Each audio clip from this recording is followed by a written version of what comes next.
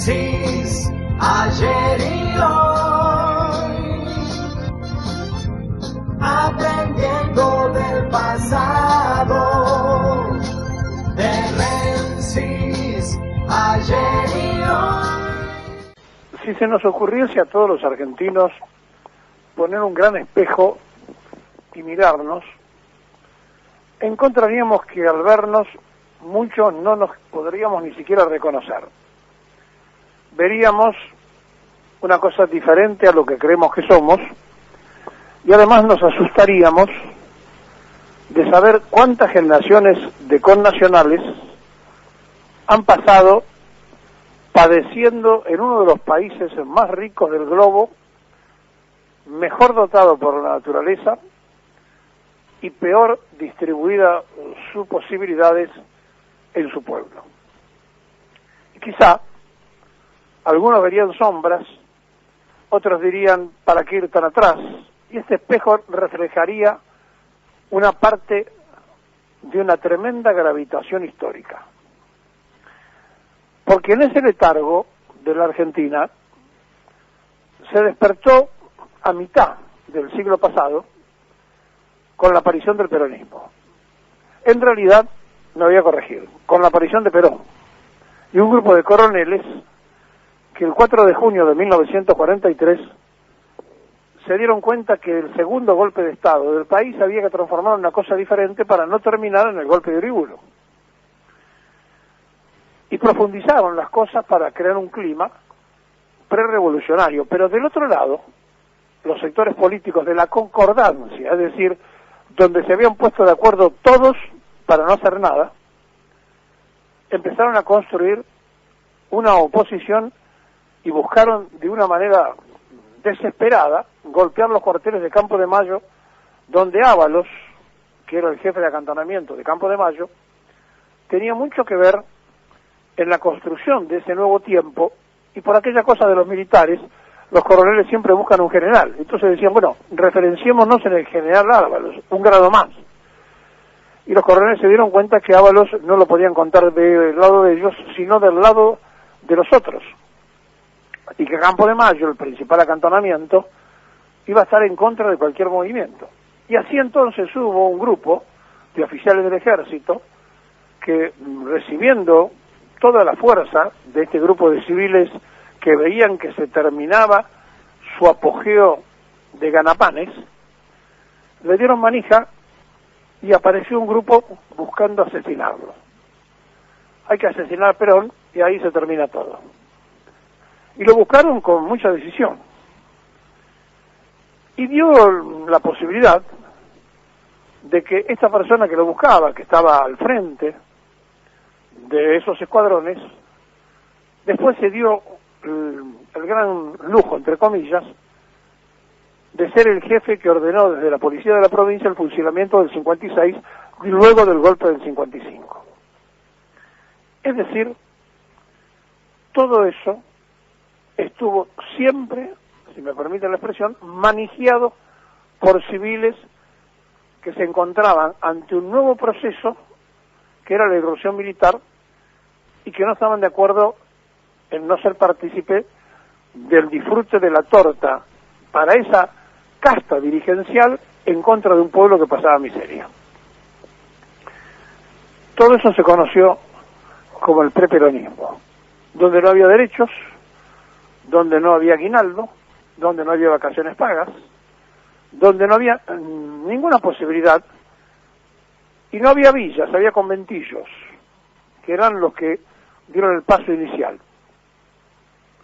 Y entonces aparece este fenómeno reproductor de felicidad que fue la pareja Perón y Evita, y en muy poco tiempo 120.000 obras públicas pusieron a la Argentina al borde de ser potencia, en un desarrollo fenomenal, además el mundo saliendo de la Segunda Guerra Mundial, y Winston Churchill diciendo entonces, no permitan que Argentina se siga desarrollando, porque si Argentina es potencia, toda América Latina será contagiada por el peronismo. Hay que destruir esa posibilidad, y entraron con las logias masónicas y con todo el trabajo interno y con la posibilidad externa de hacerlo, de empezar lentamente pero con paciencia a destruir y a trabar todo lo que a partir de ese momento había que cambiar. Y si no se podía cambiar por las elecciones, había que cambiarlo por la fuerza. Y bombardearon, y fusilaron, y siguieron, y destrozaron una Argentina con un objetivo y un proyecto de afuera, pero con mucha gente de adentro, que permitió que eso ocurriera. Y ese espejo grande, imaginario, nos permitiría ver entonces pasar sombras de algunos que fueron felices un ratito en una Argentina que tiene todo dado para ser potencia mundial, pero que la sumieron en la miseria, la metieron en el espanto de ser igual a los demás de una América Latina de la cual Argentina les llevaba en aquella época 70 años de ventaja, y le hicieron perder esos 70 años de diferencia para igualarla. Y entonces salir de ese tiempo, salir de ese momento, es revertir el preperonismo. Y se volvió el preperonismo. Sí, sí. Se volvió el preperonismo. En 1955 empezaron las villas del trabajo pleno, se pasó a la falta de trabajo, y allí estuvo entonces, por ejemplo, los contratistas de la familia Macri que trajeron para hacer la Panamericana, que eran extranjeros porque era mano de obra más barata. Total, había gobiernos dictatoriales que lo permitían, y luego paraguayos, bolivianos que habían venido a trabajar, se fueron a incrementar una villa ferroviaria en kilómetro 3, donde estaban los ferroviarios vía y obra. Los vía y obra eran aquellos que hacían todo el trabajo de la línea ferroviaria y vivían transitoriamente en un lugar determinado. En kilómetro 3 había allí establecido entonces un pueblo de ferroviarios. Y en esos mismos terrenos de ferrocarril se extendió la Villa 31.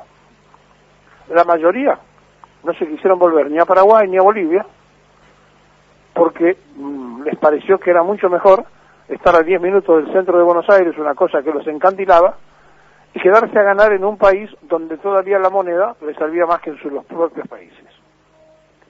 Y después todo lo otro que ya conocemos. Hoy hay 4.000 villas en la Argentina. Y parece que a nadie le preocupa la situación social, y parecería que la cosa de arriba no se podía organizar, y entonces se empezó a organizar de abajo. Y aparecieron los movimientos sociales, y aparecieron los barrios sufrientes a organizarse de la manera que pudieron. Y apareció algo también notable. Allá, en la época del 90, cuando se privatizó YPF, arrancaron los primeros 2 piquetes. Uno de ellos en Cutralcó, la segunda ciudad de Neuquén, y otro en General San Martín, en Salta, porque la gente estaba arriba del petróleo, sin trabajo y muerta de hambre.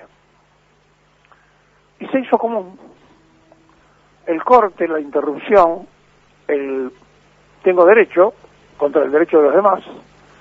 Y entonces ahora, en este mismo momento, hay una enorme cantidad de micros cortando parte de la ciudad de Buenos Aires, y cuando no son los micros son una protesta social, y cuando no es una protesta social es una protesta política, y cuando no es una manifestación de cualquier orden, y se asumió que eso era la democracia y la libertad, permitir que cada cual hiciera lo que quisiera, porque total, la verdad era, lo dejamos protestar, pero seguimos haciendo lo que queremos.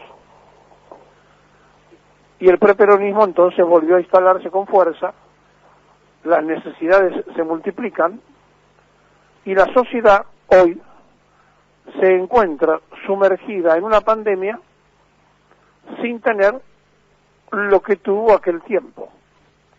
Por ejemplo, que grandes policlínicos, grandes hospitales y grandes complejos de salud se hicieron y se desarrollaron para el que nada tenía. No, la herencia, ¿saben cuál fue? Un ministro que lo bajaron a secretario de salud con el gobierno de Macri y siguió en el cargo, y que ahora hace declaraciones por televisión. Un ministro de trabajo que lo bajaron del cargo, le dijeron vas a ser secretario, porque para el gobierno que se fue, el trabajo no tenía importancia, sino los empresarios, que eran los que gobernaban, y tampoco tenía mucha importancia la salud. Por eso hicieron lo que hicieron. Y resulta que hoy son los que aparecen por todos los medios haciendo diversas, difusas y confusas declaraciones acompañados de toda una prensa muy comprometida para que no regrese aquello de volver a hacer a la gente feliz. Quieren vivir en el preperonismo porque es la orden, ya no de Churchill, que no está, sino de los mismos intereses. Y esos mismos intereses los llevan, por ejemplo, a los periodistas a defender, sin preguntar de qué se trata, a un Estado en contra de un pueblo, como aparecieron movilizando y dándole un espacio que tiene lugar a hacerlo y a expresarse, pero no ocultando la parte de la realidad de lo que está pasando en el Estado de Israel y Palestina, donde critican a un comunicado de la Cancillería Argentina sin saber muy bien de qué se trata. El asunto es ser aliado de la Embajada de Israel si se puede, de la Embajada norteamericana si se puede, no quedar mal con los ingleses, es decir, el statu quo aquel que alguna vez dio la orden y que alguna vez permitió destruir la ilusión de una Argentina potencia. Y no dan el comunicado de FEARAT, que es la Federación de los Árabes, que hace muchos años en la Argentina están instalados, exhortando al propio gobierno argentino a que públicamente se expresaran por la paz. Eso no parece ser noticia. Sí es noticia decir que jamás son terroristas. Y yo recuerdo que la construcción del Estado de Israel se hizo justamente con grupos terroristas que ponían bombas, mataban para tener un derecho al Estado. Y todo aquello pareció después una cosa emblemática y revolucionaria, como fue tantas luchas de los pueblos por conseguir espacios. Ahora, algunos son terroristas y otros pasan a ser movimientos patrióticos, según el resultado final de la guerra y según cómo termina la historia contada. Por eso, es mejor no mirarnos en el espejo, porque no sea cosa que empecemos a darnos cuenta que no nos gustamos. Y a veces no tenemos la culpa nosotros, sino los que están detrás del espejo, que nos hacen ver realidades que no existen. Y eso se llama la noticia falsa con los voceros falsos o que trabajan para la Argentina de la dependencia.